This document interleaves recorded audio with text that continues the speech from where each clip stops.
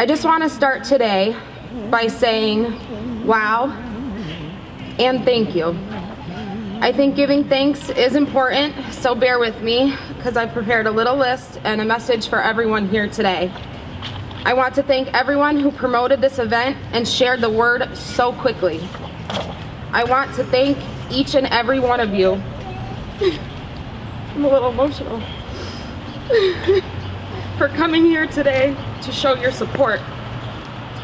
I think the fact that we have all gathered so urgently speaks volumes to both the seriousness of our cause and to the level of compassion and empathy that we as the people have for each other.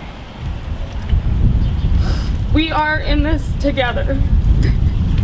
Thank you for your support and standing with Standing Rock here today. On the new moon last week, I created an event with no plan. I prayed to our Mother Earth and I called on the strength of everyone praying for the water protectors. I asked them to bring me who we needed to make this event happen. And as you can see, our prayers were answered. I feel truly grateful and humbled to have had the opportunity to work with so many passionate and caring individuals this week to pull this event together. And that being said, I would like to thank our co-coordinator, Teresa Delman. She will also be speaking today, and I thank her for that. I would like to thank all of the volunteers and our team of organizers, Joe Biscotto, Allison Petrick, Arlene Molinaro, Scott Uranowski, and Dave Mushal. Dave will also be speaking today about his experience on the front lines at Standing Rock. I would like to thank Scott Cannon for his guidance and support in this event. And I would lastly like to thank the County Commissioner's Office for letting us use the square to hold our event today. I would like to say that without the community behind this cause and all of you here today, this event would not have existed. We, the people, have come together to stand with Standing Rock. We, the people, have come to be heard. I have to admit, just a week ago, I wasn't sure what I was doing. I thought I may end up on the square alone. But like you, many of you, I wanted to do something and I had to do something. And it's clear to me today that I am not alone and neither are you. In Toronto, Canada, and in New York City, they are marching with us today. The people of Standing Rock know what we are doing here today. Yeah. I will quote Sitting Bull from the Lakota tribe. Let us put our minds together and see what life we can make for our children. We all came here today to help raise awareness about the Dakota Access Pipeline crisis, to educate ourselves and each other about what's really happening in North Dakota. And we also came to address issues such as police brutality on peaceful protesters. I am part Seneca, and so it hit a particularly deep nerve when I heard about everything that was happening at Standing Rock. But these are not only issues that the Sioux tribe are facing. These are epidemics and dangers that we all face across this great nation right now. Hearing these things as citizens, we may wonder to ourselves, what can we actually do? So I want to point out that today is also about empowerment. We need to empower ourselves and we need to empower each other. We have the ability to make change happen. There is great power in numbers, and we have the numbers. I've had the honor and privilege of becoming a mother to a beautiful baby girl this year. And maybe this has been part of my motivation for needing to speak up and take a stand now. But whatever your reason for standing up, we all have the same fears. The fear of survival and well-being of future generations here on Earth and the quality of our lives while we are here. We fear for the survival of our home, Mother Earth. We fear for all of humanity, wildlife and vegetation alike. We cannot survive without each other. Without water, all life would cease to exist. And I'd really like us all to really take a minute about that. It's very important. Without water, all life in any type of form would cease to exist. Without clean water, life will cease to exist. So water truly, truly is life.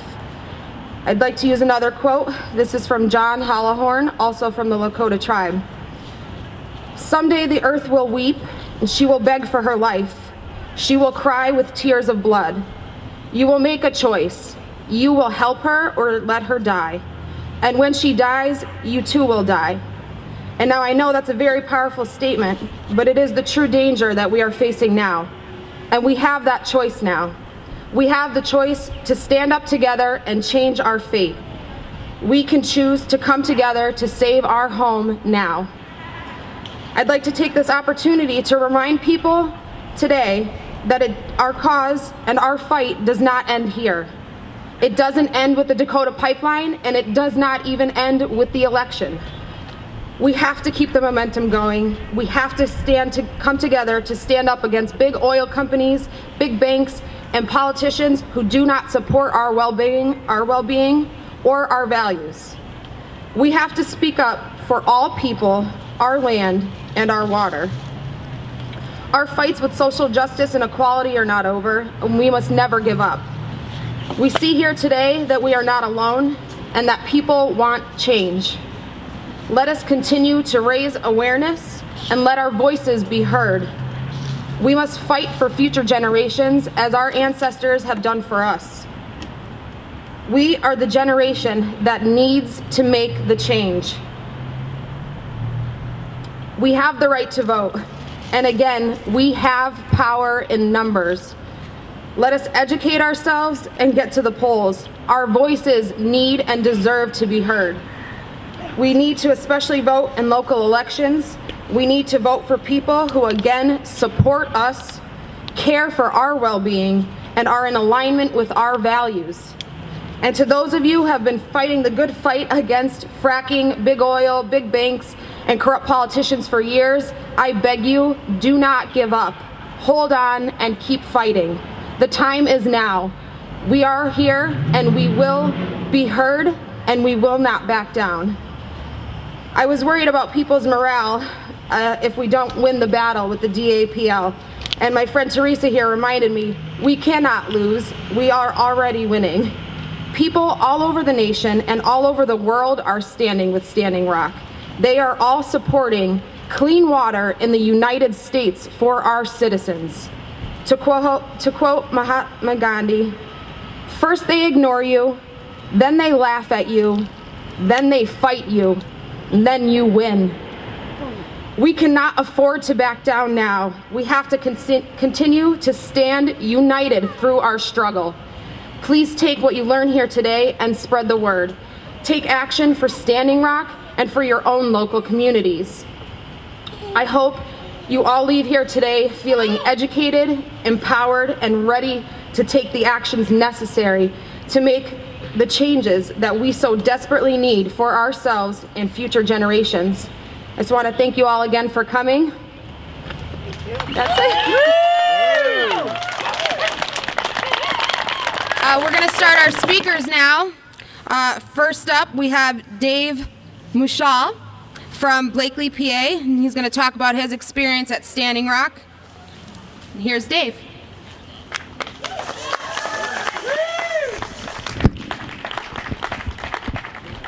I'm Petuwaste. Hami tako yepi. David Mushal, Emachi Apelo. Naha yuha, chante waste. Nape chiyu zepelo. What I said in Lakota right there was good day. It's a beautiful day. Hello all my relatives. My name is David Mushal, and I shake each one of your hands with good feelings in my heart. I just got back from Standing Rock here about a week ago.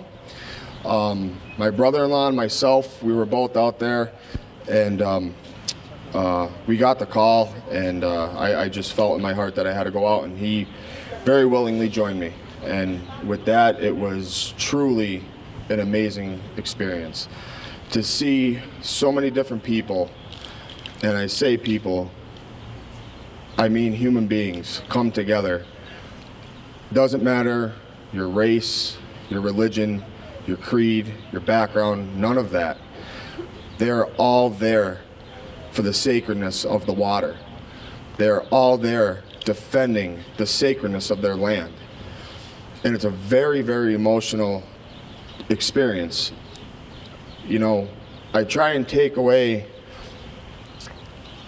lessons from each one of my experiences. And with that, there's, in the Lakota, there's virtues that they live by. And one of the virtues is generosity. You know, when we got to camp, everybody was just very generous. You know, I mean, you're working at camp. It got hot. It did get hot during the day when we were there. People saw you sweating. They just brought you over water. It wasn't something that you had to ask for. They saw you in need. They generously just brought it over and gave it to you. You needed something to eat. They generously brought something over to eat for you. It was all about the effort. And with that, another virtue is love. When you're out there, the amount of love that you feel at camp, it's astonishing. It's just a feeling. You could pick it up like an energy. And us as humans, you know, we transfer energy to one another. I mean, when you walk into your work office and you see Joe Blow there and he's all gloomy, it kind of makes you a little gloomy. But if you're all happy and loving, well, that transfers. And that's what it is out there. It's a transfer of energy. The next one is truth. You know, I found out later on, we were part of the October 22nd mass arrests of 141 people for just doing nothing more than peacefully praying and singing. You know, standing up, exercising our First Amendment right. And I found out we had people locked down to equipment to stop this pipeline progress. The night before, the elders had gathered and asked for volunteers and told these people, you are going to be arrested. You are going to be physically and mentally assaulted by police and by private security for the pipeline. And knowing that, another virtue comes out is bravery. These volunteers went ahead with bravery in their hearts and locked themselves down to this equipment knowing what was going to happen to them. And it's an amazing, amazing thing to have that on your side, on the side that you're fighting for. The next virtue that I'd like to talk about is fortitude. You know, when you're on the front line and you're faced with 3 helicopters buzzing around your head, about 100 cops in full riot gear, some of them are fully, you know, police officers, some of them are private security for DAPL. When you see somebody get maced with a fire extinguisher of bear mace, get his eyes washed out with a Maalox solution, and his face is fire engine red, and he goes back to that front line, that's fortitude in that individual's spirit. That's knowing that you have a cause, you have something worth fighting for, and you go and you fight for it, no matter what.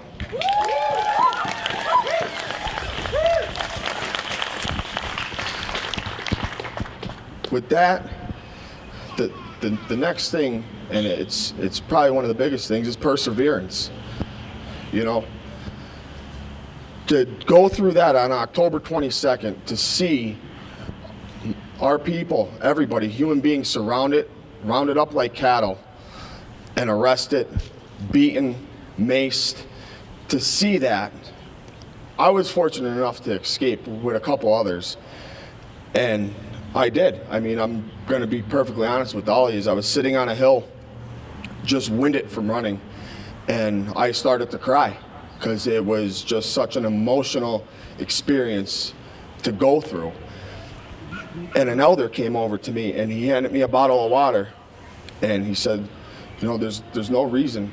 There's no reason. We're going to do this again tomorrow.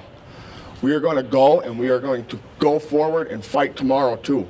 We have more people. We have more people than they do. This fight means something to us. It's just a paycheck for them. That's all this is. They're not going to be here in another week. We are.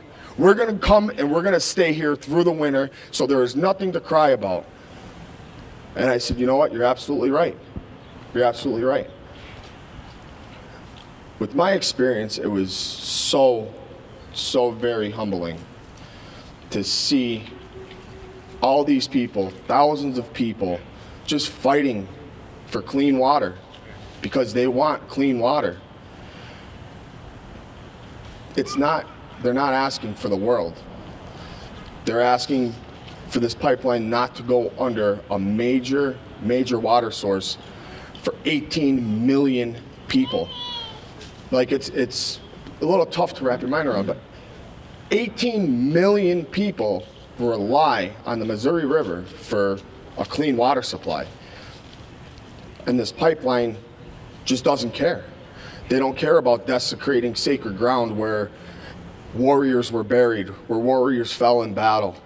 They don't care about any of that. All they care about is a buck. And that's it. I have two boys. I have two little boys.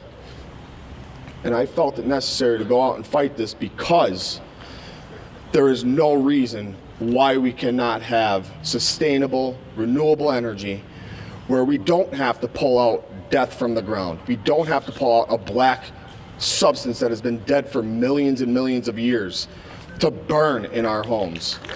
We don't need to.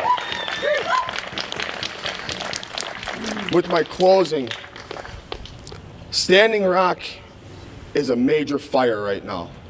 Standing Rock is a major fire right now, but it's not a fire that burns or destroys. You know, it's a fire that burns white, that cleanses. And off of that fire, we are one spark here in Scranton, Pennsylvania. We are one spark off of that fire. We need to sign petitions. We need to get out, call the senators, call your congressmen, tell them to invest in renewable, clean energy. We don't need the gas. We don't need coal. We don't need oil. Not in the day and age of technology that we live in. We are just one ember. We are one spark. And each one of you here, take this back and ignite 500 more hearts. Ignite 500 more individuals to say, no, you're right. We don't need dirty energy. We don't need oil. And everybody around the world, it's a worldwide thing. Ireland, France, Italy, Australia, Germany, they are all standing strong with Standing Rock, and so is Scranton, Pennsylvania. Mniwi Tony!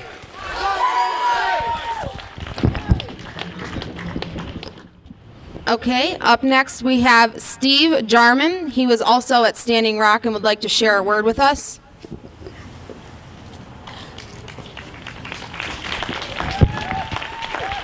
Oh, Kentucky. My name's Steve Jarman from Berwick, Pennsylvania. I spent somewhere around a month in Standing Rock. You kind of wake up and you're like, oh, it's daytime. All right, there's stuff to do. I don't remember what day of the week it is. Just keep on going. I wanted to bring some things to light, some truths to light. There's a lot of bad information being spread out there, a lot of propaganda, a lot of things. I have a lot of really good friends out there that have not left, or they left for a day just to get a break. Crow Creek Spirit Riders, Sisseton Oyate Camp, Yankton Sioux Camps. All those people out there, everybody coming together. There's people out there that 500 years ago, they would have been killing each other just because they existed. They're camping 30 feet from each other. They're coming together, putting away 500,000 years of all that stuff, all that bad blood. They're putting it all away for this cause.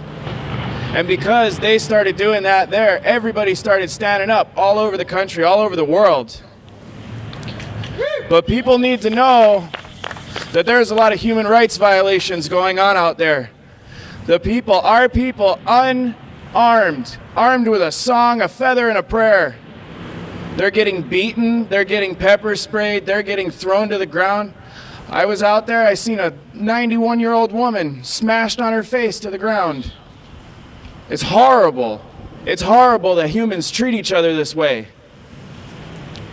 And I don't know about you guys, but I'm not taking it anymore. I'm not standing for that anymore. I'm not standing that for anymore. We're all human beings and we all deserve the same rights. And Morton County goon squads out there, they don't care about our rights. DAPL security, they don't care about human rights. So when you go home and pray, I want you to pray specifically for those people too, all those protectors, All those protectors that come back with giant welts on their back from less than lethal rounds. The horse that was killed out of the Crow Creek Nation. To my people, that's a relative. That's just like a person dying. That's a family member. Just wanted to say thank you for letting me speak. I speak only for myself, and I speak humbly. Thank you.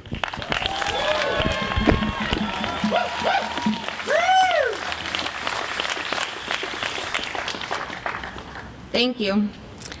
Up next, we have Teresa Delman. She helped me in organizing this event, and she has a lot of good things to say as well, so stick around.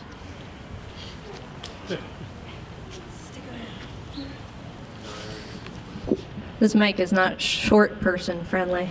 I can fix it for you. We can hear you. Okay. Let's see if we remember this. Miniwi Choni. Water is life! Miniwi Choni. Water is life! Miniwi Choni. Water is life! Miniwi Choni. Water is life! You feel that? You feel that in there?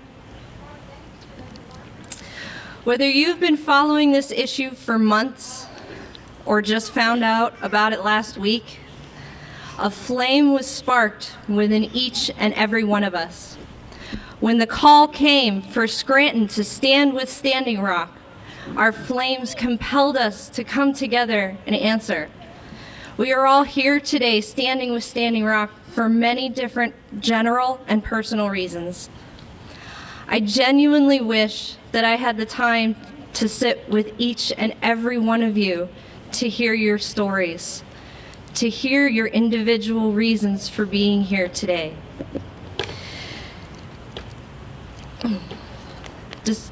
It is the many individuals with their own stories and senses of purpose that has made this movement what it is today. Despite the roar of ever-increasing numbers of individuals, of social media outlets, of independent news sources, our mainstream media has largely left the whole story untold. Some have twisted or overlooked important facts. Some completely ignored the situation for an unacceptable period of time. Yes. And some, even now, this far in the story, remain silent.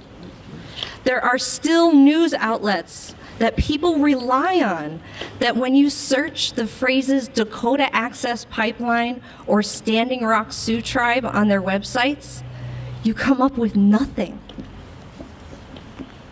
It has been individuals sharing the sources of facts, individuals who have risked so much by stepping up to the roles of journalism, going to the front lines to take pictures, to take videos and provide live streams as relatives and friends face injustices that are a continuation of a long history of hardships faced by Indigenous peoples since colonization. Early on, I remember watching videos of the people there praying and singing. My 4-year-old would sing along to the prayer songs he knew, and I explained the best way I could why those people were singing and praying. There came a time when I had to stop allowing him to keep up on the news of Standing Rock with me.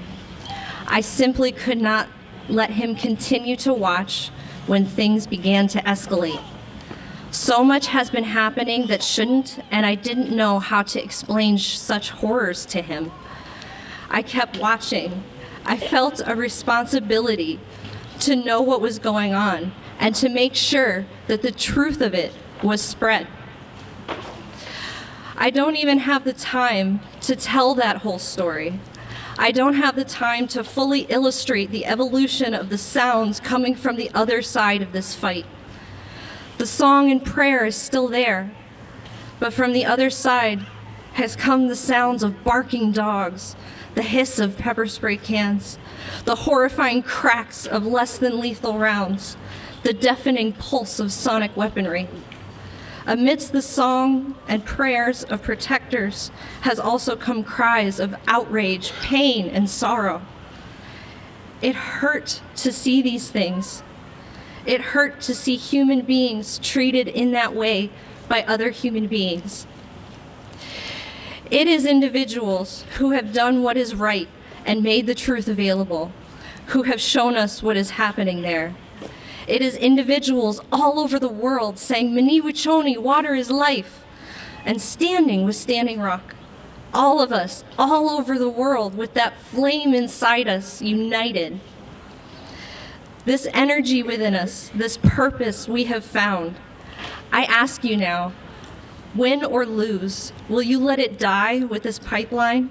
Or will you recognize a purpose that should never die? All over the world, all over the nation, there are proposed and in-progress projects threatening our water, our air, our soil. In our own backyards are projects like Penny's Pipeline threatening our waterways, and the incinerator in Susquehanna County threatening the air we breathe. It's time to stop saying things like, it's just one more pipeline. It's time to stop saying things like, I'm glad I don't live there. It's time to stop ignoring the facts of how these things affect us, the future of this planet, and the whole of the human race.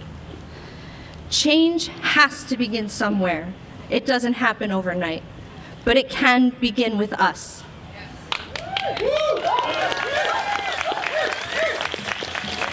The people in Standing Rock and those who stand with them have taught millions of people all over the world to say water is life in Lakota. They have reminded the world the deepest truths of that fact. They have shaken a monumental, historical number of people awake and have united peoples, nations, and faiths. Will we finally learn these lessons? Will we recognize the power in all these flames coming together and start doing the right things with it? We are here standing with Standing Rock. We believe Mini Wichoni. We believe in the wish to protect the world we live in for future generations. I am asking everyone that hears my words today to want for themselves, for the whole world, for all generations, the promise of the future. Do anything and everything you can to be informed about what's going on in the world around you. Do anything and everything you can to right the wrongs. Protect the water, the air, the earth. Protect and defend it. Stand in solidarity with Standing Rock, with your own communities, with your countries, with the world. Mini Wichoni! Mini Wichoni! Mini Wichoni! Mini Wichoni! Thank you. Whew, that was powerful. Up next, we have Sarita Farinelli from Dimmock, PA, and she's going to talk about her experience right here in Pennsylvania with contaminated water.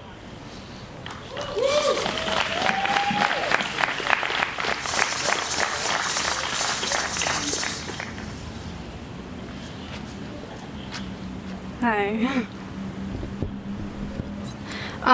So yeah, she said it. I'm from Susquehanna County in Dimmock, Pennsylvania, and for the last 10 years or so, the last half of my lifetime, my family and I have been impacted directly by the fossil fuel industry, particularly natural gas drilling and fracking. And you know, it is amazing to see this kind of support for the people in Standing Rock. The fight against the terrorism of the fossil fuel industry to protect the water of people who have already been branded a sacrifice zone in a way that really reflects what happened to us in Susquehanna County, where they took advantage of a region of people who were heavily impacted by poverty and economic depression and lack of access to resources and information that could have helped us and empowered us to defend ourselves against this predatory industry.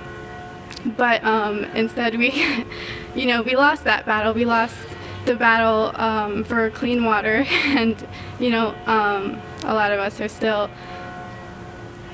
facing that every day. I mean, some of us still have to shower in that water. And we're also no strangers here in Pennsylvania to the kind of militaristic seizure of land and the kind of brutal tactics that they use when they come to your property and enforce their eminent domain seizure with very heavily and threateningly armed security. We've seen that here, We are familiar with that. When we see it going on in North Dakota, that really, scratches an open wound for us. And so I just want to say that this isn't a faraway fight. It's not halfway across the country from all of us. They will prey on the poorest people they can find. They will call people a necessary sacrifice or an industrial sacrifice zone. You'll have politicians like Hillary Clinton or Governor Wolf say things like, sacrifices have to be made. And, for the rest of my life, I'm probably going to be asking, God, why couldn't it have been the solar industry that came to Dimmock first when, we needed those jobs? And the last thing that I want to see is more people who are already disadvantaged being stepped on because, for example, the majority white city of Bismarck says, no, not here. And so they can say, okay, we'll just put it over there with these native people. I mean, who cares about them, right? They're always going to look for the people who can't defend themselves as well. So keep fighting, keep coming together to defend the people who don't have those resources on their own. It really makes a difference.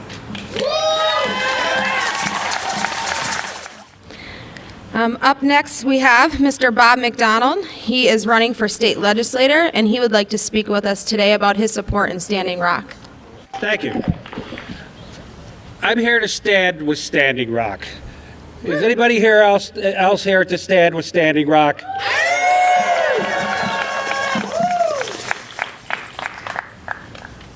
I'm here to stand for dignity. Where is the dignity that we're showing the people in Standing Rock? Where is the dignity we show a lot of people? We miss the dignity with the LGBT community. We miss the dignity with so many of the most oppressed communities. In Ferguson, we think, that we have police brutality against certain communities. Police brutality is the highest against Native Americans. The Native Americans represent about 0.08% of this country, and they're 2% of the police shootings in America. That's unconscionable. We need to applaud people coming here today. We need to applaud people all over this nation. We need to applaud people all over this world for having the courage to stand up against greed and indignity. I actually worked in the solar industry. We really should see this as an opportunity. We should not only see this as an opportunity to present our case for dignity, but we should see this as our opportunity to present ourselves in a way that we should invest in these new technologies that we wouldn't need this Black Death that they're trying to inflict upon us. We need to think of this also from a local perspective. After all, the whole planet is local. We can't have parts of the planet die or be fractured or by being fracked. Yes. And we can't have that without us all being affected. When they came for certain people, that goes way back to Nazi Germany, when they came for this group and you said nothing, it was okay. When you said nothing when it came for the next group and the next group and the next group, what happened? They finally came for you and there was nobody else to stand up. We need to stand up for Standing Rock.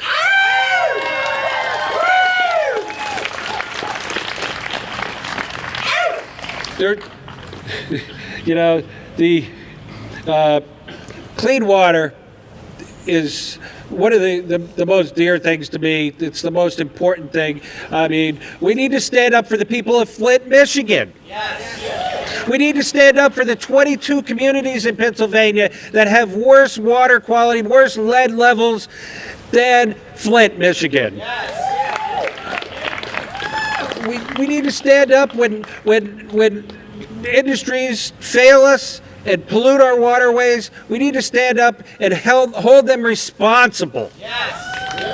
Yes. We need to stand up for dignity at all costs. Yes.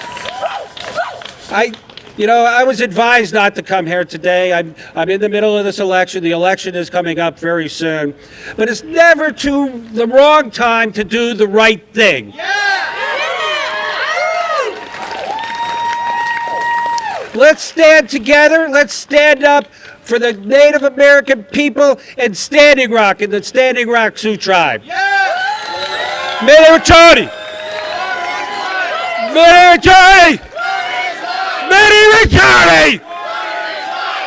All right. Okay, up next we have Shane Riley, and he is the president of the Green Party, and he's going to speak today about his support with Standing Rock.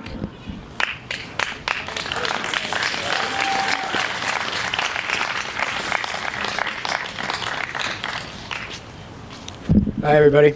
I'm not used to public speaking, so go easy on me. What inspiring talks we've had today. Can everybody hear me? Hold on a second.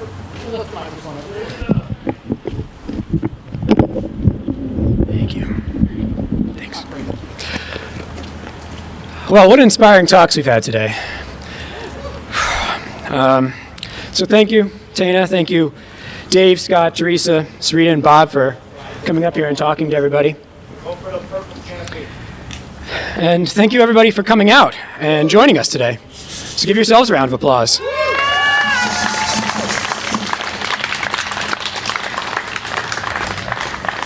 This event is so important because we need to support the efforts of our fellow American citizens in North Dakota. I'm the president of the Lackawanna County Green Party, and the four basic pillars of the Green Party are democracy, ecology, social justice, and peace. And I'm honored to be here in solidarity, serving all of those values today. In the face of brutality, in the face of stark intimidation against a powerful and determined foe, the Standing Rock Sioux Nation and their allies have taken a stand. We need to recognize what is at stake here, and we need to stand with them. In Scranton, in Kingston, in Harrisburg, and all across the country, we need to wake up to the fact that our government and big oil are colluding together to do as they see fit, despite concerns over public health, despite the religious and cultural attacks committed against our fellow Americans, the Standing Rock Sioux. But this fight is not just for the Standing Rock Sioux. This is our fight too, our rights that have been trampled upon.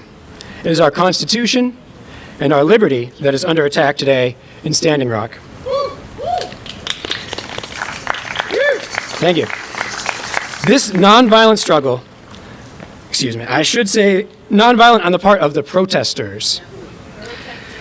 The protesters are using nonviolence and their American rights to redress the government for grievances.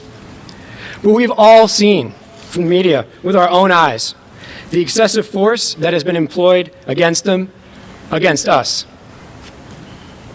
We've seen what those cracking down on this peaceful protest will do, ignoring the very real dangers posed by this pipeline. All they care about is getting this pipeline up and running, no matter the cost to people's health and safety, no matter the cost for the environment and the dangers it poses, no matter the religious and cultural trespasses against Americans living on their own land.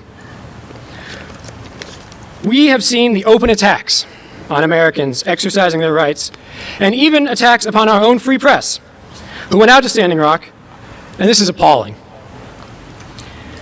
But nothing is all bad. I didn't come here to bring you down. What gives me hope, and I think what gives those fighting this fight strength, is the fact that for months, the water protectors have been fighting nonviolently, and for months, despite increasingly horrible attacks from the state and local government in North Dakota and the company building this pipeline, Energy Transfer Partners, this fight is still on. The protectors are not giving up, and we're going to make sure that they don't have to.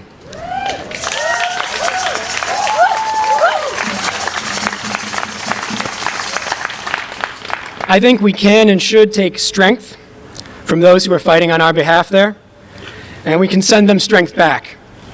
We need to do everything we can to support the water protectors. To date, over $10 million has been spent trying to crush this peaceful protest. Why? So that the Standing Rock Sioux can have an oil pipeline located right under their main source of water? So that communities all along the Missouri River have to worry about the possibility of a rupture or a spill or a leak contaminating their water, wreaking havoc on their wildlife, endangering their health. This pipeline is not much different than the Keystone XL pipeline that President Obama turned down in terms of the threat to our environment and public health. But it's also much more than that. This pipeline represents the interests of corporate polluters and their sponsored politicians across America. Oil companies continue to receive enormous tax breaks from our government while America still recovers from the Great Recession. While big oil and drilling companies spend millions on political campaigns, and you can be sure they sponsor elected officials right here in Pennsylvania too, while the polluters are doing that, government turns around and cancels their taxes. We know this game, and maybe we can never rid our government and our society of that kind of thing forever, but we do not have to tolerate it when it is so plain to see, when it is endangering our lives. So I ask you here today, will we just sit back and let corporate polluters do whatever they want to American communities? No! Will we just let our neighbors and fellow citizens in Standing Rock have their civil rights violated without a fight? Hell no! Will we let the expedience of oil dictate which liberties we are allowed to have? No! No. We stand with protectors at Standing Rock, and we are making their fight our own. Right here, that's right here in Pennsylvania, natural gas territory. We have a Republican senator in Pennsylvania, Pat Toomey, who supports more drilling, less taxes for drillers. He wants offshore drilling. He supports drilling in our largest wilderness refuge in the Arctic. No! He thinks the EPA should be limited in what it can do to help keep Americans safe from corporate pollution. In 2010, you all remember the BP Deepwater Horizon disaster that polluted the Gulf of Mexico, killing 11 people and causing untold damage to our environment. Senator Pat Toomey saw that disaster, and his response was, keep offshore drilling. Keep doing it. It's unlikely to happen again, he said. Well, just this year, there was another oil spill in the Gulf of Mexico that spilled over 80,000 gallons of oil. This time, it was the Royal Dutch Shell Company. Just this year, Sunoco spilled at least 55,000 gallons of gasoline into the Susquehanna River. Since 2010, Sunoco has had 200 leaks or spills, just Sunoco alone. So when Senator Pat Toomey says oil is safe, and at the same time he helps oil companies avoid paying taxes and receives upwards of $700,000 from oil companies to his political campaigns, it's hard to believe that Senator Toomey cares what is truly best for Pennsylvania's environment or for the safety of our water. He calls for more, less regulation. That's right. Just this year, the Obama administration has approved 2 more pipelines. When is your government going to realize that these are bad industries, dying industries? President Obama himself said so after the Deepwater Horizon disaster. Oil will soon be a thing of the past. There's no future in oil. Our leaders need to know that we want our tax dollars spent not subsidizing these hugely profitable companies. Instead, our tax dollars would be better spent laying the infrastructure for a green energy solution.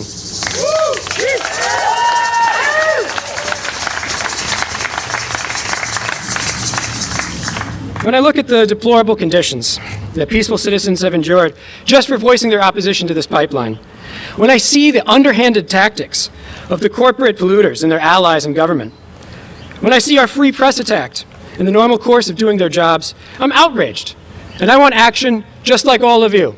Am I right? So today we are standing with Standing Rock. You can send donations, pick up some literature on your way out, figure out how the best way for you to help the cause.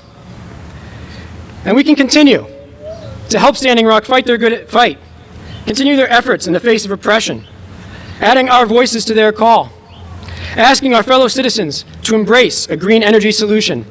And on November 8th, we can go to our ballots, and we can either cast a vote for candidates who have cozied up to corporate polluters, or we can vote for Pennsylvania Green candidates like Jay Sweeney, Gabe Little, and Kristen Combs, and other friends of our environment.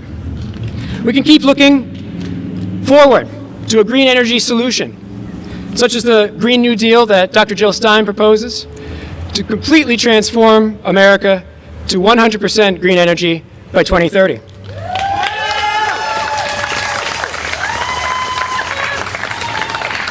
So, on behalf of the Lackawanna County Greens, I want to say thank you. And don't give up hope when you see Americans being outrageously abused like this. Instead, draw strength from our allies around the country who are marching beside you today in spirit, marching in their own towns and cities, and standing fast in North Dakota. Think very carefully about our shared future when you vote on November 8th. And thank you for standing with Standing Rock. Thank you for helping to protect our water. Thank you for speaking out and demanding justice, for marching in support of a good and righteous cause.